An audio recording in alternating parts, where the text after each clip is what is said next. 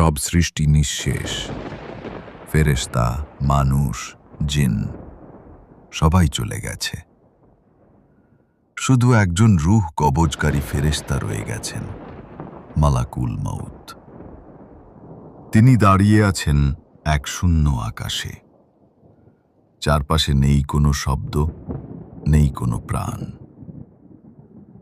হঠাৎ এক কণ্ঠ ভেসে আসে, হে মালাকুল মউত, এখন তুমি তোমার রূহ কবজ করো।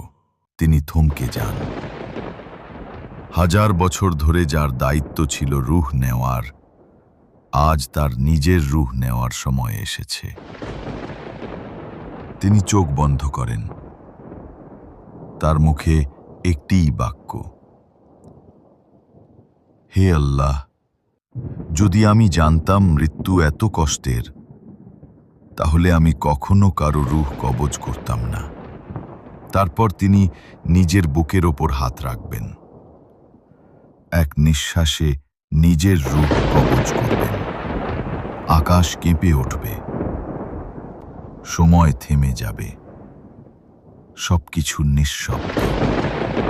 শুধু একজন রয়ে যাবেন, আল্লাহ, যিনি চিরঞ্জীব।